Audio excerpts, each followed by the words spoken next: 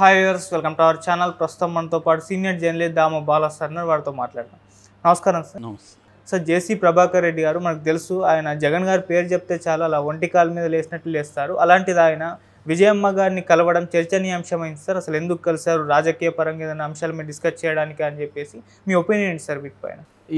యాక్చువల్గా మామూలుగా అయితే జేసీ ప్రభాకర్ రెడ్డి జగన్ ఎంత ఎనిమిసో మనకు తెలుసు. గతంలో జేసీ ప్రభాకర్ రెడ్డి జగన్ బూతులు తిట్టాడు, ఆ క్రమంలో వాళ్ళ అమ్మను కూడా తిట్టాడు. మామూలుగా బూతులు అంటేనే స్త్రీలను కించపరిచేవే మన బూతులు. సో వాళ్ళ అమ్మని సంబోధిస్తూ ఆయన బూతులు తిట్టిన వీడియోలంతా ఉన్నాయి. ఎందుకంటే జేసీ ప్రభాకర్ రెడ్డికి ఒక లిమిటేషన్ ఏముండదు, ఆయన మాటలు కానీ బూతులు లేకుండా ఆయన మాట్లాడలేడు, ఆయనకు అలవాటు అయిపోయింది. సో అట్లాగే తన కోపాన్ని ఎవరి మీద ఉన్నా కూడా దాచుకునే నేచర్ కూడా వాళ్ళకిద్దరికీ లేదు. జేసీ దివాకర్ రెడ్డి కంటే జేసీ ప్రభాకర్ రెడ్డి మోర్ మిలిటెంట్గా ఉంటాడు. సో అలాగా ఆయన అనేకసార్లు పబ్లిక్గానే తిట్టారు జగన్ని. అట్లాగే జగన్ అధికారంలోకి వచ్చినాక కూడా ఆయన కొంతమందిని తెలుగుదేశంలో ఉన్న వాళ్ళని టార్గెట్ చేశాడు. అందులో జేసీ ఫ్యామిలీ ఒకటి. జేసీ ఫ్యామిలీకి మోటార్ వెహికల్ ఇవి ఉన్నాయి కాబట్టి, వ్యాపారాలు ఉన్నాయి, బస్సులు, అవి దాన్ని దెబ్బకొట్టే పని చేశాడు. అట్లాగే వాళ్ళ మిగతా వ్యాపారాలను కూడా దెబ్బకొట్టే పని చేశాడు. మామూలుగా రాయలసీమలో ఫ్యాక్షనిజంలో ఉండే ఒక లక్షణం ఏంటంటే శత్రువు లేదా ప్రత్యర్థి ఆర్థిక మూలాల్ని దెబ్బతీయడం అనేది రాయలసీమలో ఒక మోడస్ ఆపరండి, ఒక మెథడ్ అనమాట. ఇది మావోయిస్టులు కూడా అక్కడ చేశారు. మావోయిస్టులు కూడా పట్టెల రవి లాంటి వాళ్ళ తోటలు నరికేయడం ఇవన్నీ కూడా చేసేవాళ్ళు. మావోయిస్టులకు కూడా ఫ్యాక్షనిస్టు లక్షణాలు ఉన్నాయని బాలగోపాల్ లాంటి వాళ్ళు కూడా విశ్లేషించారు. ఎందుకంటే అక్కడ పనిచేయాలంటే అటువంటి లక్షణాలు ఉండేవాళ్ళే యాక్టివ్గా ఉంటారనమాట. అది ప్రధానంగా ఫ్యాక్షన్ లక్షణాలలో అదొకటి. ప్రత్యర్థి ఆర్థిక మూలాలను దెబ్బతీయడం, వాళ్ళని బలహీనపరిచేయడం, లేదు ఇంకా ఇది చేస్తుంటే వాళ్ళ ప్రాణాలు కూడా తీయడం, ఇది జరుగుతుంది.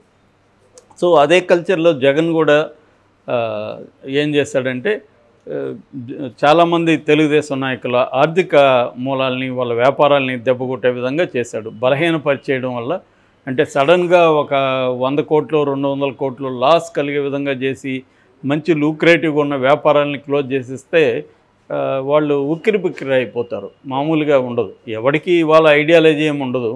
అలాంటప్పుడు మన ఎందుకు తెలుగుదేశంలో ఉండి ఇన్ని ఇబ్బందులు పడాలి అనుకొని వాళ్ళు సరెండర్ అయిపోతారు.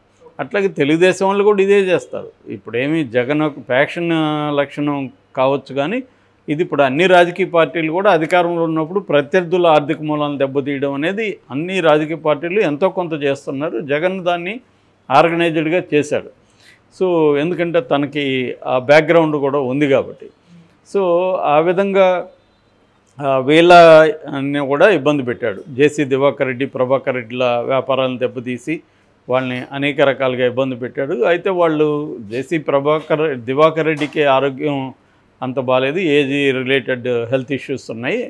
కానీ ప్రభాకర్ రెడ్డి మాత్రం కొట్లాడుతున్నాడు గట్టిగానే. జైలుకి వచ్చాడు, తన కొడుకు జైలుకి వెళ్ళాడు, ఇద్దరు కలిసి జైలుకి వచ్చారు. అయినా కూడా ఆయన ఎక్కడ సరెండర్ అయినట్టయితే కనిపించలేదు. ఆయన ఫైట్ చేసుకుంటూనే ఉన్నాడు.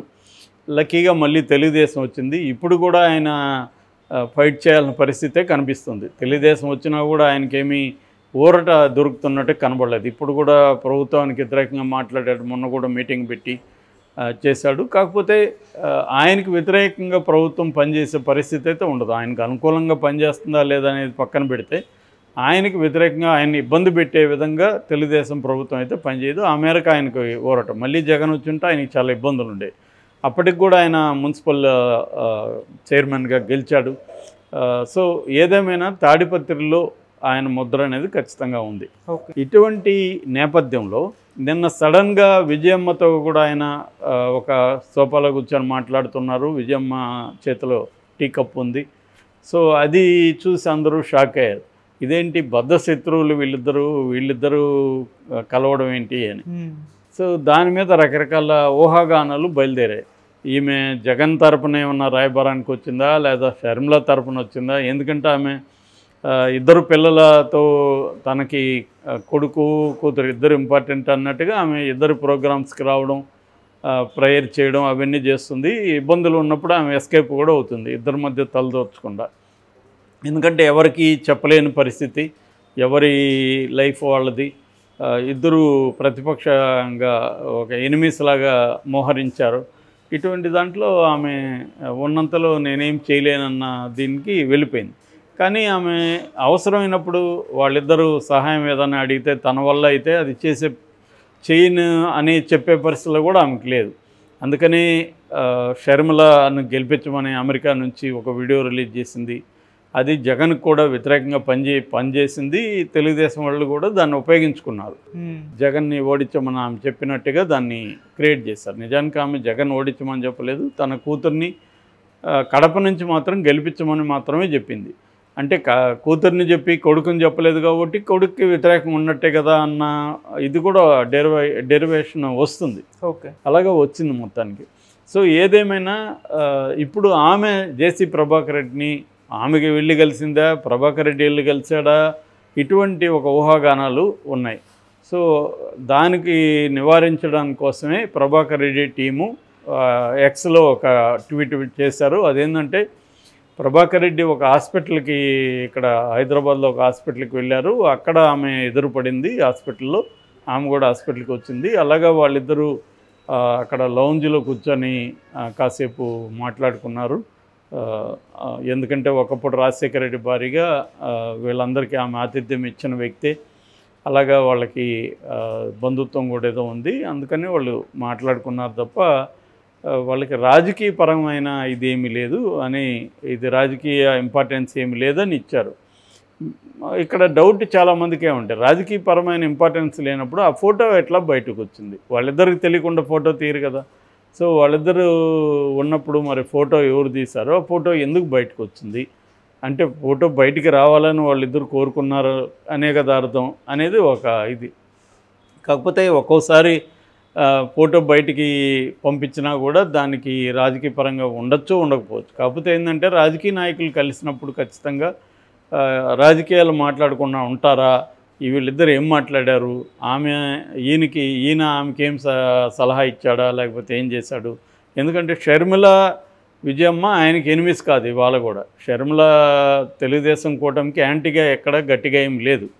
ఆ మేరకు షర్మిల ఒక రకంగా షర్మిల కూడా ఉపయోగపడింది తెలుగుదేశం కూటమికి. జగన్ని ఓడించడానికి షర్మిల కూడా బాగానే ఉపయోగపడింది. ఆ మేరకు షర్మిల పట్ల వీళ్ళకి సాఫ్ట్ కార్నర్ ఉంటుంది.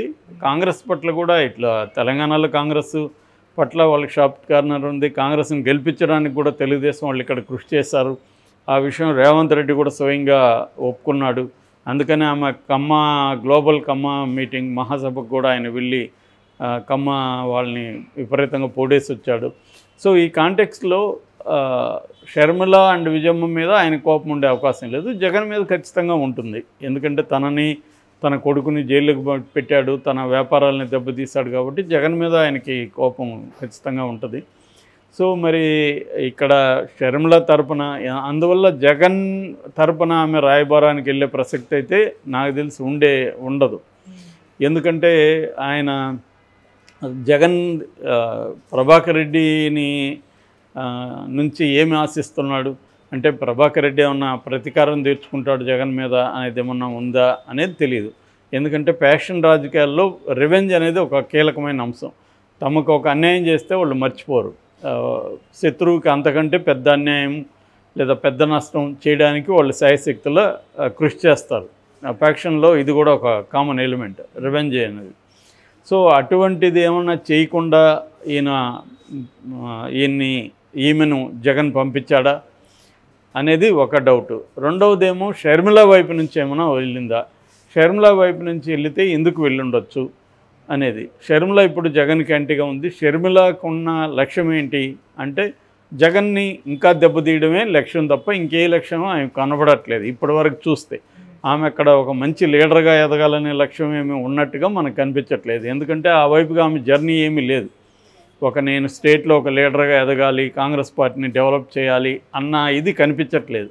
ఆమె గోల్ అంతా కూడా జగన్ని ఇంకా తొక్కేసేయాలి అనేదే కనిపిస్తుంది. అంటే చంద్రబాబుకి ఏ గోల్ ఉందో జగన్ని నేలమట్టం చేసేయాలని చంద్రబాబు గోలే ఆమె గోలు కూడా.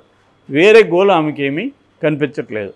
మరి అట్లాంటప్పుడు ఆమె తరపు నుంచి విజయమ్మ వచ్చుంటే ఏం మాట్లాడుండొచ్చు అనేది కూడా ఒక ఊహాగానాలు. ఇవన్నీ ఊహాగానాలే. వాళ్ళన్నట్టు నిజంగానే వాళ్ళు క్యాజువల్గా కలిసి ఉండొచ్చు,